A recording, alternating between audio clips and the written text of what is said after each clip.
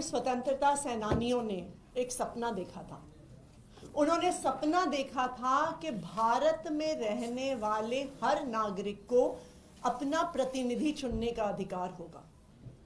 बाबा साहब अंबेडकर ने जब इस देश का संविधान लिखा तो उन्होंने हर भारतवासी के लिए एक सपना देखा था कि हम जिसको वोट डालेंगे उस वोट के अधिकार के आधार पर प्रतिनिधि चुने जाएंगे, सरकारें चुनी जाएंगी।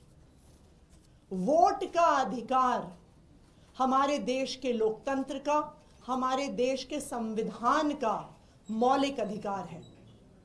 लेकिन आज भारतीय जनता पार्टी वोट का अधिकार जो एक आम व्यक्ति वोट डालता है अपने प्रतिनिधि को चुनने के लिए, आज उस वोट के अधिकार पर घोटाला कर रही है और इस देश के संविधान और इस देश के लोकतंत्र की धज्जियां उड़ा रही है। नई दिल्ली विधानसभा में एक बहुत बड़े स्तर पर एक वोटर स्कैम देश के सामने आया है। मैं आपको कुछ आंकड़े बताना चाहूंगी कि किस तरह से वोटों का एक बहुत बड़ा घोटाला नई दिल्ली विधानसभा में हो रहा है। देश भर में जैसे हम जानते हैं हर साल एक समरी रिवीजन होता है, एक इलेक्टोरल रोल बनता है। क्यों? इस बात को जांचने के लिए कि किसी की मृत्यु तो नहीं हो गई, कोई एक शहर छोड़ के दूसरे शहर में तो नहीं चला गया, कोई एक इलाका छोड़ के दूसरे इलाके में तो नहीं चला गया। पूरी वोटर लिस्ट की एक रिवीजन होती है। ये वोटर लिस्ट की रिवीजन 29 नवंबर तक दिल्ली में चली, जहां पूरी एक मशीनरी इलेक्शन कमीशन की गली गली में गई, मोहल्ले मोहल्ले में गई देखने के लिए कि किसी की मृत्यु तो नहीं हुई, कोई शिफ्ट तो नहीं हुआ। और वोटर समरी रिवीजन के बाद अचानक से नई दिल्ली विधानसभा में हजारों एप्लीकेशन वोटर डिलीशन की आ जाती हैं कि किसी की मृत्यु हो गई, कोई शिफ्ट हो गया, कोई वहां पे रहता नहीं है। दूसरी ओर वोटर डिलीशन के अलावा समरी रिवीजन खत्म होने के बाद हजारों एप्लीकेशन नए वोटर जोड़ने की आ गई। अगर आप आंकड़े देखिए तो नई दिल्ली विधानसभा, जिसमें तकरीबन 1 लाख वोटर हैं, इस 1 लाख वोटर की विधानसभा में 15 दिसंबर और 2 जनवरी के बीच में 10,500 वोटर्स की एडिशन की एप्लीकेशन आ गई। 1 लाख वोटर और उसमें 10,000 अगर हम नए वोटर जोड़ दें तो ये जो नए वोटर जुड़े हैं ये तो पूरे चुनाव को उलट पलट कर देंगे। यानी 10% एक्स्ट्रा वोटर जोड़ने की एप्लीकेशन 15 दिसंबर और 2 जनवरी के बीच में आई। और आप कुछ डेट्स देखेंगे तो आपको अचंभा होगा। 24 दिसंबर को 1103 एप्लीकेशन आई, 25 दिसंबर को 982 एप्लीकेशन आई, 27 दिसंबर को 547 एप्लीकेशन आई, 29 दिसंबर को 734 एप्लीकेशन आई, 30 दिसंबर को 779 एप्लीकेशन आई। यानी हर रोज 800, 900, 1000 एप्लीकेशन वोटर जुड़ने की। ये लोग समरी रिवीजन के समय कहां थे? अगर 29 नवंबर तक पूरी इलेक्शन मशीनरी एक एक गली, एक एक मोहल्ले में जा रही थी, तो 29 नवंबर और 15 दिसंबर के बीच में ये 10,000 लोग कहां से आ गए? इससे ये साफ है कि गलत तरीके से वोटर जोड़ने की साजिश हो रही है। दूसरी ओर एक वोटर डिलीशन की भी बहुत बड़ी साजिश हो रही है। अगर आप वोटर डिलीशन का आंकड़ा देखने जाइए तो 29 अक्टूबर और 2 जनवरी के बीच में 6167 वोटर डिलीट करने की एप्लीकेशन आई। और एक दिन में कभी 500 एप्लीकेशन, कभी 600 एप्लीकेशन, कभी 1000 एप्लीकेशन। 19 दिसंबर को, सिर्फ 19 दिसंबर को 1527 एप्लीकेशन आई। 21 दिसंबर को 700 एप्लीकेशन आई। 24 दिसंबर को 518 एप्लीकेशन आई। 25 दिसंबर को 675 एप्लीकेशन आई। तो जब समरी रिवीजन हो रहा था, जब इलेक्शन कमीशन के बूथ लेवल के अफसर गली गली मोहल्ले मोहल्ले जा रहे थे, तब ये लोग क्यों नहीं वहां से शिफ्ट हुए दिखे? तो ये साफ है कि गलत तरीके से वोट काटने की साजिश हो रही है। और इसका आंकड़ा देखिए, 6167 जो वोट हैं, ये नई दिल्ली विधानसभा के कुल 5.77% वोट हैं।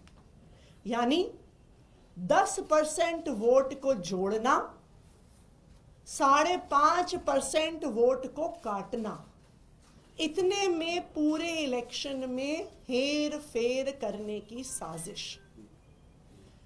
एक और आपको आंकड़ा बताती हूं। जो वोटर डिलीशन की एप्लीकेशन आई, ये 6167 एप्लीकेशन, इसमें से 4283 4283 एप्लीकेशन मात्र 84 लोगों ने डाली। यानी 84 लोगों ने 4000 से ज्यादा लोगों की वोट काटने की एप्लीकेशन डाली। अब कौन है ये लोग जो इतने सारे लोगों के वोट कटवा रहे हैं? जिन लोगों का वोट कट गया है या जो लोग शिफ्ट हो गए हैं, मृत्यु हो गई है, इलेक्शन कमीशन के लोग नहीं ढूंढ पाए, डोर टू डोर सर्वे में नहीं ढूंढ पाए, बूथ लेवल ऑफिसर जो 10 साल से ये काम कर रहा है, वो नहीं ढूंढ पाया कि ये शिफ्ट हो गए, इनकी मृत्यु हो गई, ये वहां पे नहीं रहते हैं। पर इन 84 लोगों ने, इन 84 लोगों ने, ऐसे हजारों लोग ढूंढ लिए वोट काटने के लिए। सबसे बड़ा सनसनीखेज खुलासा तब हुआ जब इन 84 लोगों को नोटिस देकर इलेक्शन कमीशन द्वारा, ईआरओ द्वारा हियरिंग के लिए बुलाया गया। और ये सनसनीखेज खुलासा, इस स्कैम का एक्सपोजे ये है कि जब इन ऑब्जेक्टर्स को बुलाया गया तो जो सारे ऑब्जेक्टर्स हियरिंग के लिए आए, उन्होंने हाथ खड़े कर दिए कि हमने कोई एप्लीकेशन नहीं फाइल करी। मैं आपको कुछ उदाहरण देती हूं। तरुण कुमार चौटाला जो एनडीएमसी क्वार्टर्स खान मार्केट में रहते हैं, जिनके नाम से 106 डिलीशन की एप्लीकेशंस आई हुई थी। जब तरुण कुमार चौटाला जी 2 जनवरी को हियरिंग के लिए आए तो उन्होंने कहा कि मैंने डिलीशन की एक भी एप्लीकेशन फाइल नहीं करी है। उषा देवी जो गोल मार्केट में रहने वाली हैं, उषा देवी जी के नाम से 52 डिलीशन की एप्लीकेशंस आई हैं। जब उषा देवी जी 2 जनवरी को हियरिंग के लिए आई तो उन्होंने कहा मैंने एक भी एप्लीकेशन फाइल नहीं करी है। तीसरा उदाहरण, श्री राजकुमार जिनके नाम से 82 डिलीशन की एप्लीकेशंस भरी गई थी, जो टी हट्स लक्ष्मीबाई नगर के निवासी हैं। जब 4 जनवरी को वो इलेक्शन ऑफिसर्स के सामने हियरिंग के लिए पेश हुए तो उन्होंने कहा 82 तो छोड़िए, मैंने एक भी एप्लीकेशन फाइल नहीं किया है। इसका क्या मतलब है? इसका मतलब है कि एक बहुत बड़े स्तर पर वोटर लिस्ट को मैनिपुलेट करने का नई दिल्ली विधानसभा में स्कैम चल रहा है, घोटाला चल रहा है। फ्रॉड आइडेंटिटीज को यूज किया जा रहा है।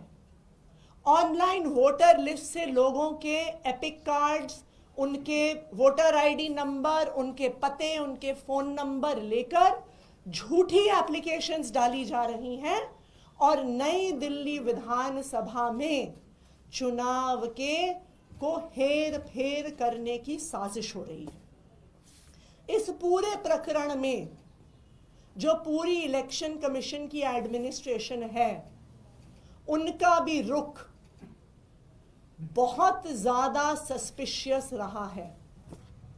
जब इतने इंक्रिमिनेटिंग प्रमाण, इतना इंक्रिमिनेटिंग एविडेंस सामने आ गया, तो हमारा इलेक्शन कमीशन के अधिकारियों से सवाल है कि आपने अभी तक इन्वेस्टिगेशन क्यों नहीं बिठाई?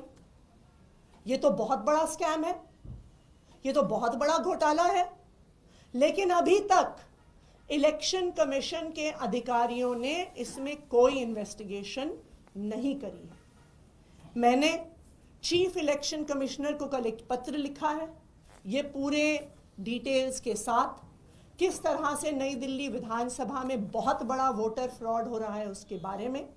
और हमने चीफ इलेक्शन कमिश्नर से समय मांगा है कि वो हमें समय दें और जिस प्रकार से इतना बड़ा वोटर स्कैम नई दिल्ली विधानसभा में हो रहा है उस पर तुरंत कार्रवाई होनी चाहिए और ये वोटर एडिशन और डिलीशन से लोकतंत्र के हनन की प्रक्रिया को तुरंत बंद होना चाहिए। मैं चाहूंगी कि राघव चड्ढा जी, जो नई दिल्ली विधानसभा के इलेक्शन कमीशन ऑफिसर्स के साथ लगातार संपर्क में रहे हैं, वो डिटेल में बताएंगे कि किस तरह से वोटर लिस्ट का मैनिपुलेशन हो रहा है और किस तरह से उस मैनिपुलेशन पर कोई भी एक्शन नहीं लिया जा रहा।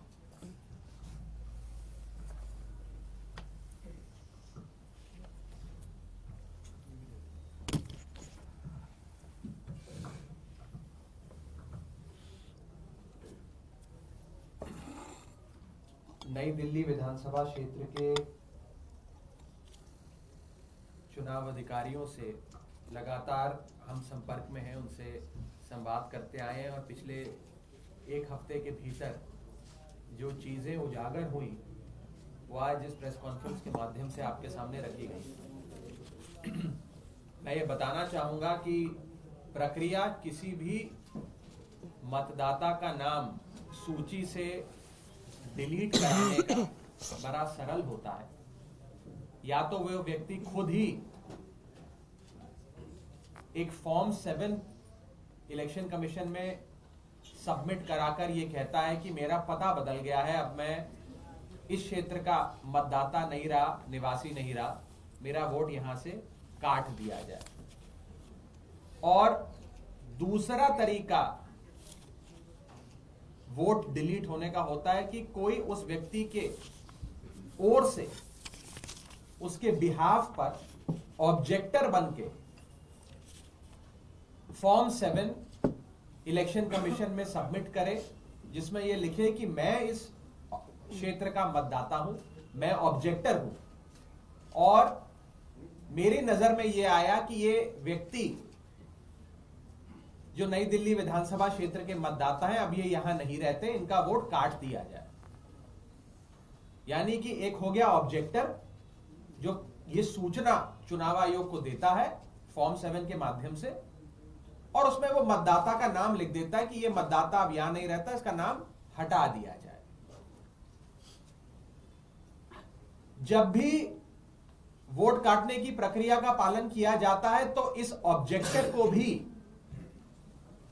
एक हेयरिंग के लिए बुलाया जाता है चुनाव आयोग के दफ्तर में और उस दफ्तर में उस ऑब्जेक्टर से भी पूछा जाता है कि आपने इस प्रकार का आवेदन पत्र दिया, आप स्वीकारते हैं? वो बोलेंगे हाँ जी हम स्वीकारते हैं और ऐसे फिर प्रक्रिया आगे चलती है। लेकिन बड़ी चौंका देने वाली चीज नई दिल्ली विधानसभा क्षेत्र में हुई, वो ये हुई कि 2 जनवरी, 3 जनवरी और 4 जनवरी 3 दिन लगातार चुनाव आयोग की हेयरिंग नई दिल्ली विधानसभा क्षेत्र के दफ्तर में हुई। उसमें तमाम ऑब्जेक्टर्स को बुलाया गया। कुल मिलाकर 11 ऑब्जेक्टर इन 3 दिनों में नई दिल्ली विधानसभा क्षेत्र के चुनाव आयोग के दफ्तर में आए और 11 के 11 लोगों ने मना कर दिया कि हमने किसी प्रकार का आवेदन पत्र किसी वोटर का नाम काटने के लिए नहीं दिया है, हम ऑब्जेक्टर नहीं है, हमारे नाम का गलत इस्तेमाल हुआ है, हमने ना ये फॉर्म भरा, ना इस पे साइन किया, ना किसी के वोट काटने के लिए आपको कोई आवेदन पत्र दिया। ये बड़ी चौंका देने वाली बात है। 2 जनवरी को तरुण कुमार चौटाला जी जो एनडीएमसी क्वार्टर्स में रहते हैं खान मार्केट में, इनके नाम से 108 एप्लीकेशंस दर्ज करी गई थी वोट काटने, 108 लोगों के वोट काटने के लिए। उन्होंने आकर मना कर दिया कि मैंने इस प्रकार की कोई भी एप्लीकेशन नहीं दी। उसके बाद उषा देवी जी, ये भी 2 जनवरी को पेश होती है, गोल मार्केट की निवासी हैं, इनके नाम से 22 नोटिसेस, 22 आवेदन पत्र दिए गए हैं 22 लोगों के वोट काटने के लिए, इन्होंने मना कर दिया। फिर सुनीता जी पेश होती हैं, 3 जनवरी को विपिन जी, मोनिका जी पेश होते हैं, ये भी मना कर देते हैं कि हमने कोई डिलीशन एप्लीकेशन नहीं दी। 4 जनवरी को राजकुमार जी जो लक्ष्मीबाई नगर में रहते हैं वो पेश होते हैं, इनके नाम से 88 एप्लीकेशंस है वोट काटने की, इन्होंने कहा हमने भी कोई एप्लीकेशन नहीं दी। ममता कुमारी जी काका नगर डीडीए फ्लैट्स में रहती हैं, ये कहती है हमने भी कोई आवेदन पत्र नहीं दिया किसी का वोट काटने के लिए, जबकि ममता कुमारी जी के नाम पर 60 लोगों का वोट काटने की एप्लीकेशन दी गई है। ज्योति जी जो type 2 quarters sector 2 DIZ area Peshwa road पे रहती हैं, इनके नाम पे 125 मतदाताओं का वोट काटने की एप्लीकेशन है। इन्होंने भी पेश होकर कहा कि मैंने इस प्रकार का कोई वोट काटने की एप्लीकेशन आवेदन पत्र नहीं जमा किया है, ना भरा है। एक रुचि तिवारी जी, ये भी 4 जनवरी को पेश होती है, इनके नाम पर 25 एप्लीकेशन है। पंकज जी के नाम पर 1, नीरज जी के नाम पर 2, न जाने कितने ऐसे लोग हैं जिनके नाम का गलत इस्तेमाल हुआ, जिनका आइडेंटिटी थेफ्ट हुआ, जिनका इंपर्सनेशन हुआ और उनके नाम, एड्रेस और एपिक नंबर का गलत इस्तेमाल कर उनके नाम पर न जाने कितने लोगों का वोट काटने के आवेदन पत्र दिए गए। और सबसे चौंका देने वाली बात, हमारे सांसद संजय सिंह जी की धर्मपत्नी का नाम काटने के लिए 2 फॉर्म 7 जमा किए गए, जिसमें से एक ऑब्जेक्टर है सुरेश देवी, ये भी 6 जनवरी को हेयरिंग में आती हैं और आकर पता लगता है कि इनके नाम पर, यानी कि सुरेश देवी जी जो कोई मतदाता है नई दिल्ली विधानसभा क्षेत्र की, इनके नाम से 27 लोगों का वोट काटने की एप्लीकेशन आई हुई है, जिसमें से एक हमारे माननीय सांसद संजय सिंह जी की धर्मपत्नी का है। तो ये एक बहुत बड़ा प्रायोजित संयोजित ढंग से वोटर फ्रॉड नई दिल्ली विधानसभा क्षेत्र में चल रहा है। जब ये सारी चीजें हमारे मद्देनजर आई तो हमने जो आरओ है नई दिल्ली विधानसभा क्षेत्र के, उनसे बैठक करी और उन्हें कहा कि प्रथम दृष्टि ऐसा लगता है कि जितने भी ये ऑब्जेक्टर्स हैं जिनके द्वारा वोट काटने के आवेदन दिए जा रहे हैं, ये सब फर्जी हैं। इनके नामों की चोरी, इनकी आइडेंटिटी की चोरी कर इनके नामों का गलत प्रयोग कर लोगों के वोट काटने के आवेदन पत्र दिए जा रहे हैं। इसीलिए 100% ऑब्जेक्टर वेरिफिकेशन, यानी कि वो लोग जिन्होंने आवेदन पत्र दिए किसी दूसरे का वोट कटवाने के लिए, जिसे सरल भाषा में ऑब्जेक्टर कहें, 100% ऑब्जेक्टर वेरिफिकेशन करना अनिवार्य हो जाता है। दुख की बात यह है कि आरओ ऑफिस ने और जो आरओ, ईआरओ और एईआरओ और तमाम अधिकारी हैं, उन्होंने हमारी इस मांग को सिरे से खारिज कर दिया। उसके बाद हमने दूसरी मांग रखी कि आपको इन ऑब्जेक्टर्स की हाउस टू हाउस वेरिफिकेशन करनी चाहिए। ये जो 84-90 के आसपास ऑब्जेक्टर्स हैं, इनके घर जाइए, जिन्होंने 6000 लोगों का वोट काटने की एप्लीकेशन दे दी, इनसे पूछिए कि आप यहीं रहते हैं, यहां के मतदाता हैं, क्या आपने इस प्रकार का आवेदन पत्र दिया? तो हाउस टू हाउस वेरिफिकेशन इन ऑब्जेक्टर्स की होनी चाहिए। ये हमारी पहली मांग थी। ये चुनाव अधिकारियों ने मना कर दी। हमारी दूसरी मांग थी कि अगर आप हाउस टू हाउस वेरिफिकेशन नहीं करते हैं तो आप हमें इनका पता दे दीजिए, हम करेंगे हाउस टू हाउस वेरिफिकेशन।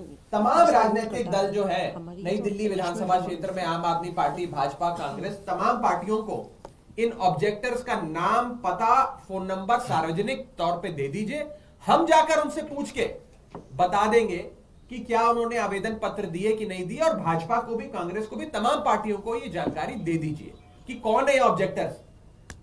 दुख की बात है कि हमारी इस दूसरी मांग को भी खारिज कर दिया गया और कहा गया कि ऑब्जेक्टर की डिटेल देने के लिए तो जी कोई प्रावधान ही नहीं है, तो हम कैसे दे दें आपको। हमने उसके बाद तीसरी मांग करी कि चलिए आप पता हमें नहीं दे रहे, आप नहीं चाहते हम जाएं, इन तमाम ऑब्जेक्टर्स को जो इतनी हजारों लोगों के वोट काटने के आवेदन पत्र दे रहे हैं, इनको आप अपने चुनाव अधिकारी का जो दफ्तर होता है उसमें एक मीटिंग के लिए आमंत्रित करिए और उसमें तमाम राजनीतिक दलों के, यानी कि हमारी पार्टी के भी प्रतिनिधि को बुला लीजिए। वही दूध का दूध, पानी का पानी हो जाएगा। पारदर्शी तरीके से हम इन सबसे पूछ लेंगे कि आपने कोई आवेदन पत्र दिया या नहीं दिया।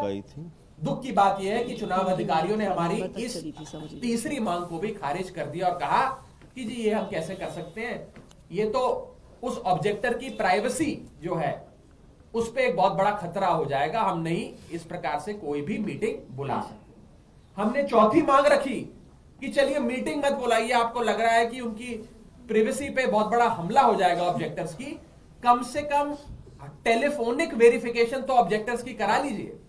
यानी कि चुनाव अधिकारी खुद फोन के माध्यम से एक एक ऑब्जेक्टर को फोन कर ये पूछे कि क्या आपका ये नाम है, क्या आपने इतने 85, 90, 100, 110 वोट काटने के आवेदन दिए हैं या नहीं दिए, और तमाम पार्टियों के प्रतिनिधियों को उस टेलीफोनिक वेरिफिकेशन का हिस्सा बना लीजिए।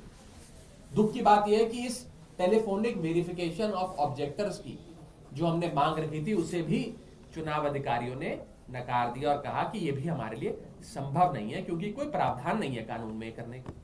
फिर हमने एक और बात कही, हमने कहा अच्छा आप हमें मत बुलाइए, पर आप बंद कमरे में ही टेलीफोनिक वेरिफिकेशन कर लीजिए, और जो लोग ये कह रहे हैं कि हमने इस प्रकार का कोई वोट काटने का आवेदन पत्र नहीं दिया है, वो स्वीकार करके उनके फॉर्म्स सारे खारिज कर दीजिए।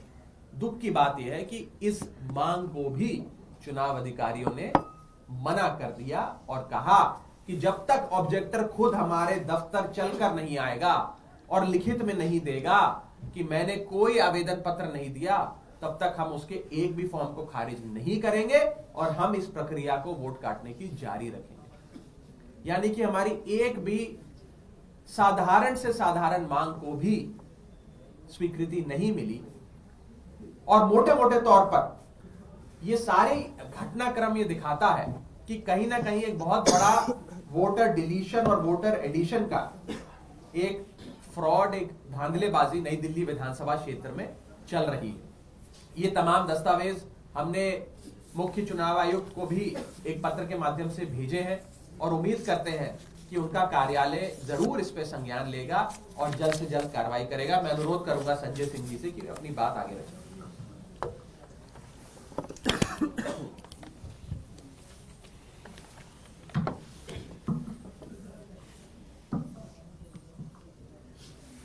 सभी पत्रकार बंधुओं को नमस्कार। आतिशी जी ने और राघव जी ने काफी विस्तार से आप लोगों को नई दिल्ली विधानसभा में हो रहे चुनावी घोटाले के बारे में बताया। मैं आज इस प्रेस कॉन्फ्रेंस में एक भुक्तभोगी के तौर पे बैठा हूं और मैं चाहता हूं कि आप लोग सुनिए कि किस प्रकार का चुनावी घोटाला हो रहा है।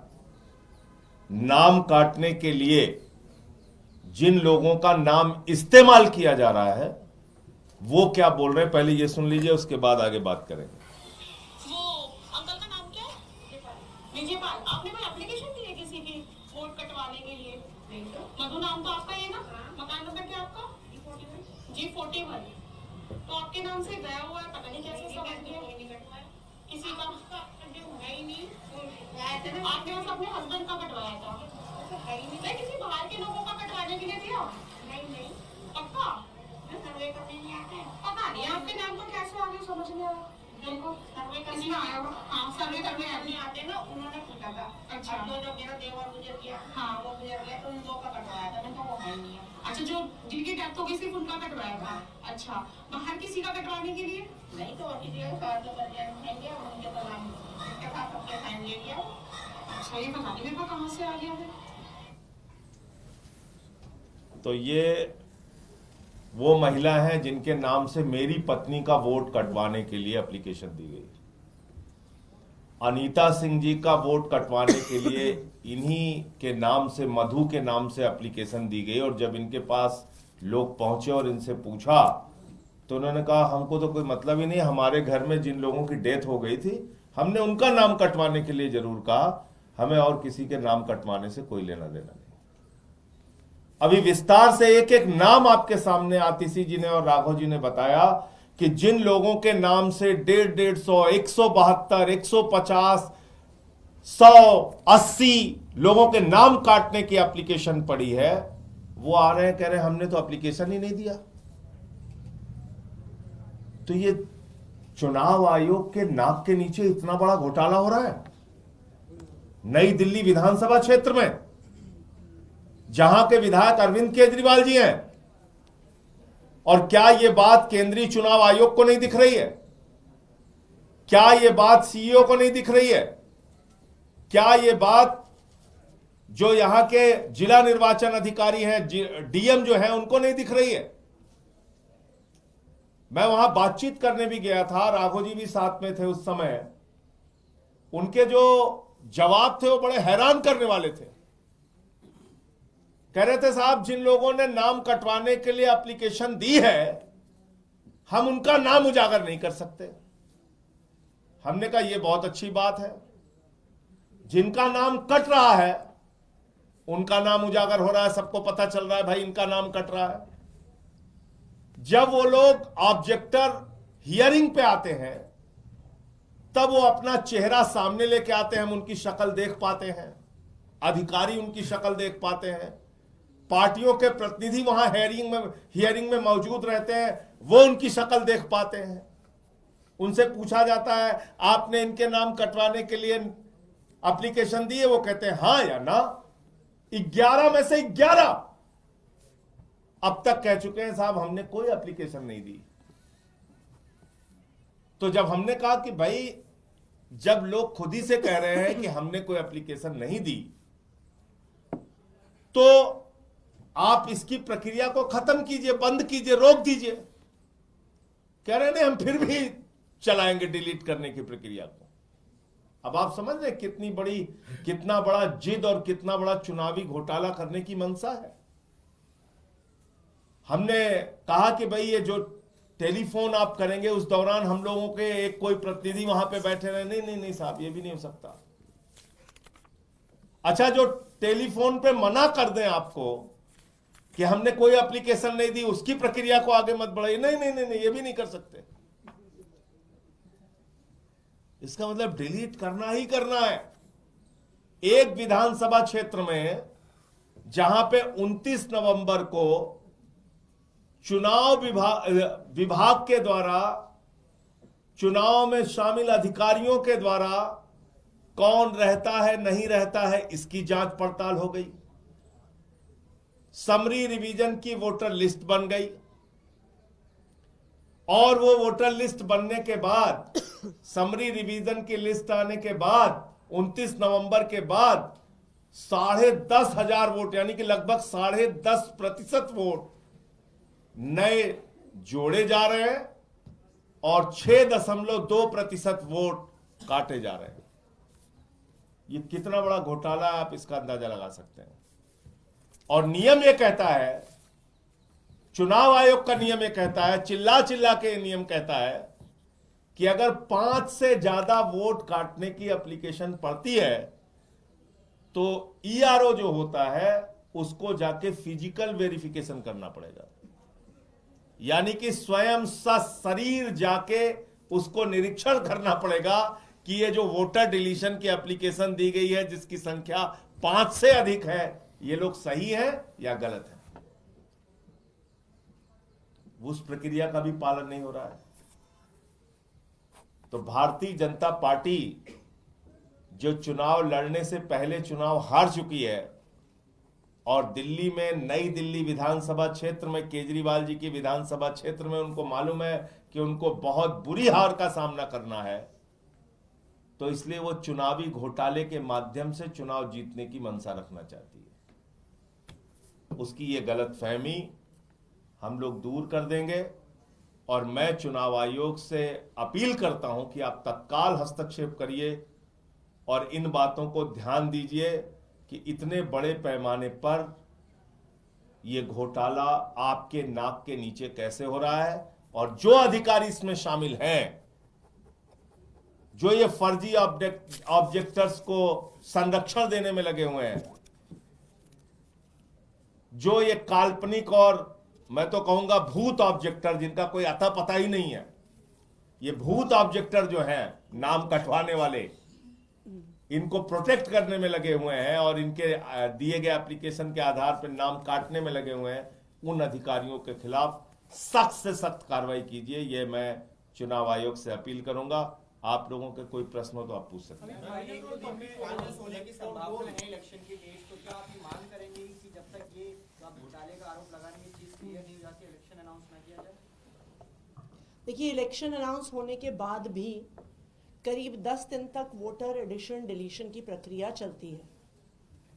हमारी ये मांग है कि जो नई दिल्ली में एक बहुत बड़ा घोटाला सामने आया है, सबसे पहले उस पे इन्वेस्टिगेशन होना ज़रूरी है।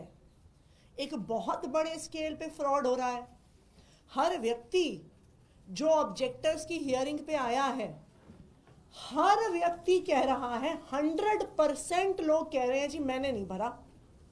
ये बिल्कुल वही है, ये घोस्ट ऑब्जेक्टर्स हैं।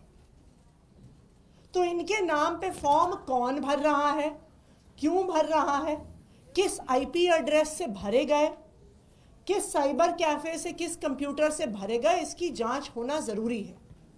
दूसरी बात, जब तक ये जांच नहीं होती है, इन ऑब्जेक्टर्स की ऑब्जेक्शन के आधार पर इस पूरी प्रक्रिया पर रोक लगाई जाए। बिकॉज ये बिल्कुल साफ है कि अगर आप 1 लाख वोटर्स की विधानसभा में 6% वोट काट दें और 10% वोट जोड़ दें, ये तो पूरे चुनाव के गणित को ही उलट फेर कर देगा। तो ये बिल्कुल क्लियर कट कॉन्स्पिरेसी है अरविंद केजरीवाल जी के चुनाव में हेर फेर करने की, और इसीलिए हमने चीफ इलेक्शन कमिश्नर से इसके लिए समय मांगा है। आपसे 2 सवाल है। क्या इस मामले को आप लोग कोर्ट भी ले जा सकते हैं? क्या ये आपके पास ऑप्शन है? क्योंकि अब जो फाइनल लिस्ट है जो मतदाताओं की वो जारी हो रही है। दूसरा सवाल आपसे रिलेटेड है, क्योंकि कालका जी के जो प्रत्याशी बीजेपी ने बनाए हैं, उन्होंने कल जिस तरीके की टिप्पणी की है उसको आपने भी सुना होगा। किस तरीके से आप उसे देखते हैं और क्या आपकी प्रतिक्रिया है? देखिए, जो आपका पहला सवाल है कोर्ट को लेके, हम सबसे पहले इलेक्शन कमीशन के पास जाएंगे।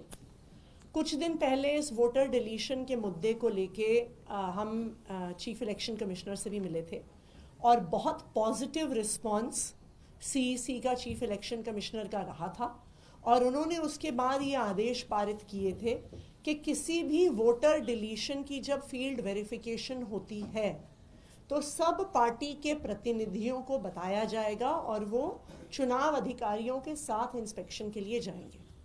उन्होंने दूसरा भी एक आदेश पारित किया था कि अगर किसी भी बूथ से 2% से ज़्यादा वोट काटे जा रहे हों, या अगर कोई एक व्यक्ति 5 से ज़्यादा ऑब्जेक्शन लगा रहा हो, तो जो भी ईआरओ है वो खुद जाकर पर्सनली उसको फिजिकली वेरीफाई करेगा।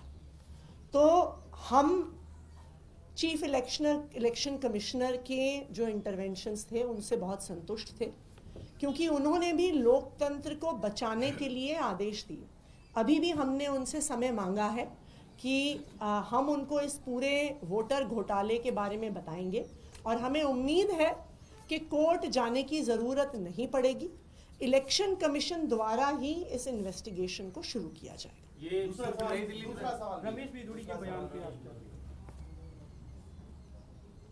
मैं रमेश बिधूड़ी जी को कहना चाहूँगी, मेरे पिताजी जिंदगी भर शिक्षक रहे उन्होंने दिल्ली के हज़ारों गरीब लोअर मिडिल क्लास परिवार से आने वाले बच्चों को पढ़ाया। आज वो 80 साल के हो गए हैं।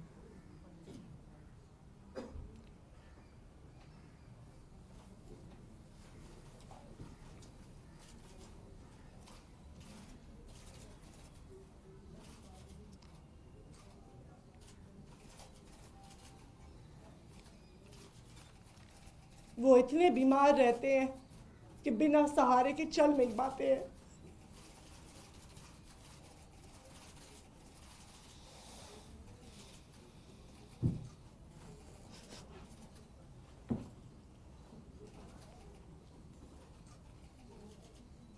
आप चुनाव के लिए इतनी घटिया हरकत करेंगे कि ऐसे बुजुर्ग व्यक्ति को गालियां देने पे उतर आएंगे?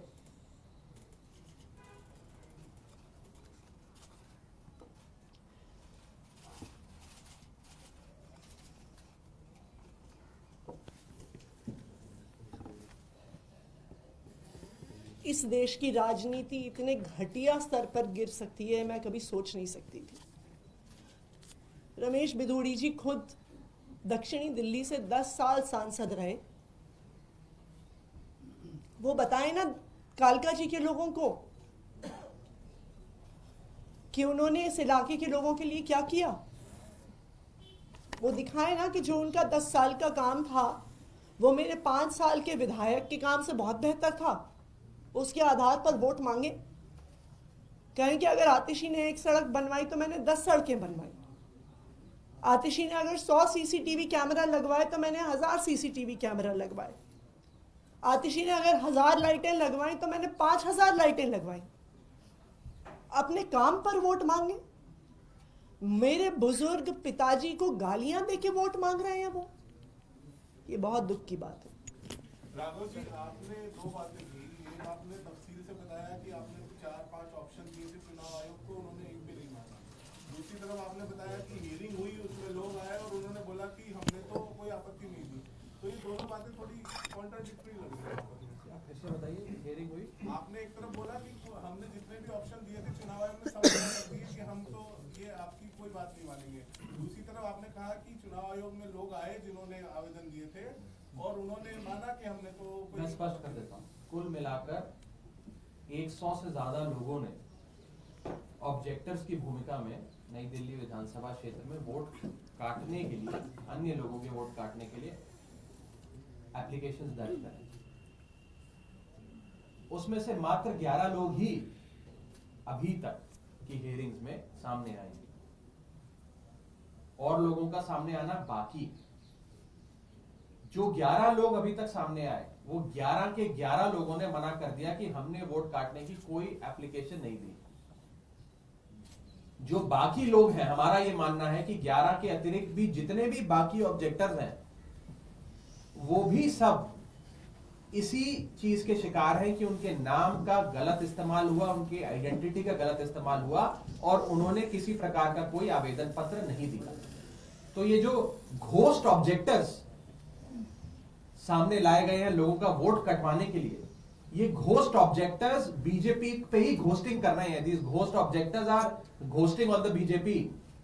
और साफ तौर पे जैसे जैसे ये हेयरिंग्स की प्रक्रिया चल रही है, लोग सामने आ रहे हैं, ये साफ होता जा रहा है कि ये सारे के सारे ऑब्जेक्टर्स फर्जी हैं। दूसरी चीज, मान लीजिए कि और भी लोगों का इस प्रकार से नाम इस्तेमाल हुआ जिनके नाम पर वोट काटने की एप्लीकेशंस दर्ज करी गई, लेकिन वो गांव गए हुए हैं, दिल्ली के बाहर हैं, कोई अपने किसी काम से व्यस्त है, किसी पारिवारिक शादी के लिए, किसी फंक्शन के लिए बाहर गया हुआ है, या नौकरी पेशा आदमी है, वर्किंग डे पर ऑफिस से छुट्टी लेकर चुनाव आयोग के दफ्तर जाकर इस पूरी हेयरिंग का हिस्सा नहीं बन सकता।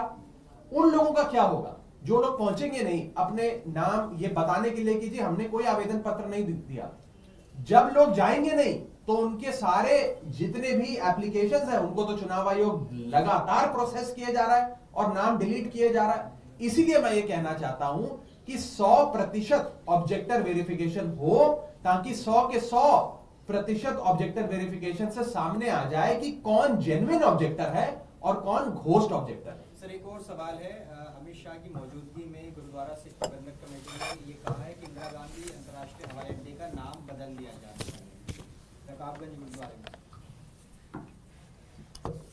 देखिए, पहले तो ये जो अभी राघव जी ने जो बात कही है, आप लोगों ने स्वयं से देखा, जिन लोगों के नाम डिलीट करने के लिए गए थे, आप सारे लोग थे साथ में। मैंने कैमरे के सामने उन लोगों को किया था कि 40-40 साल से वो लोग उसी जगह पे रह रहे हैं। इसका मतलब कि उनका नाम जबरन कटवाया जा रहा है, और नाम लेने की जरूरत नहीं, सर्वविदित है ये कि ये भारतीय जनता पार्टी करवा रही है, एकदम बीजेपी करवा रही है। बीजेपी वाले ही नाम कटवा रहे हैं, और ये टारगेट करके कटवा रहे हैं जहां पे परंपरागत रूप से अरविंद केजरीवाल जी के समर्थक रहते हैं, आम आदमी पार्टी के समर्थक रहते हैं, आम आदमी पार्टी के वोटर रहते हैं। उन्होंने आपके कैमरे के सामने आके कहा कि हम आम आदमी पार्टी को वोट करते हैं, केजरीवाल जी को वोट करते हैं, बिना डरे हुए कहा, और हमारे वोट काट दिए गए। 40-40 साल से जो लोग एक जगह पे रह रहे हैं, तो इसका मतलब ये पूरा घोटाला है। 3-4 स्तर पे हम पकड़ चुके इनको और आपके सामने कर चुके। संजय जी, क्या आप लोगों को डर लग रहा है क्या कि अरविंद केजरीवाल जी चुनाव हार भी सकते हैं? जिस तरह ये बड़ी अजीब सवाल पूछा आपने। मतलब चुनाव की प्रक्रिया को साफ सुथरा करना, अच्छा करना, डरना है या सजग होना है? मतलब चुनावी घोटाले को रोकने के लिए प्रयास करने का मतलब है कि आम आदमी पार्टी एक सजग, सतर्क, लोकतंत्र के प्रति आस्थावान पार्टी है। मेरा सवाल इसलिए था कि तो हम इस चुनावी प्रक्रिया को साफ सुथरा चाहते हैं। मैं इसलिए कह रहा हूँ कि आप लोग कह रहे हैं कि 15% वोट इधर उधर हो जाएगा, तो परिणाम में सीधा परिलक्षित होगा। इस हिसाब 15% वोट का हेरफेर कर रही है भारतीय जनता पार्टी इस चुनावी घोटाले के माध्यम से, वो हमने आपको बताने का प्रयास कई किया। विधानसभाओं का जिक्र उठा रहे थे, लेकिन पिछले कुछ समय से सब कुछ नई दिल्ली पे कॉन्सेंट्रेट हो रहा है, शायद इसलिए भी ये सवाल उठ रहा है। फिर वही बात, हमने तो एक एक विधानसभा का पढ़ के बताया आपको। तुगलकाबाद के एक बूथ का बताया कि जहां पे 1334 वोट है, 554 वोट काटने की एप्लीकेशन एक बूथ पे पड़ गई है। हम कोई चीज छोड़ नहीं रहे हैं, लेकिन आपको यह बता रहे हैं कि जो केंद्रीय चुनाव आयोग का दफ्तर है वो भी उसी नई दिल्ली विधानसभा में आता है। ये बहुत बड़ी बात है। और अगर घोटाला नई दिल्ली विधानसभा में हो रहा है तो उसे उजागर क्या नहीं किया जाए? ये बिल्कुल साफ है कि ये चुनावी घोटाला हो रहा है। वोटर लिस्ट मैनिपुलेशन से इलेक्टोरल फ्रॉड हो रहा है। अगर 11 के 11 ऑब्जेक्टर्स हियरिंग में गलत पाए जाते हैं तो इससे बड़ा स्कैम इस देश के इलेक्शन के इतिहास में क्या होगा? इसीलिए हम डिमांड कर रहे हैं कि इस पे तुरंत इन्वेस्टिगेशन किया जाए, और जब तक ये इन्वेस्टिगेशन नहीं होता है तो जो गलत तरीके से वोटर लिस्ट में नाम जोड़ने की और नाम काटने की प्रक्रिया की जा रही है उस पर रोक लगाई जाए।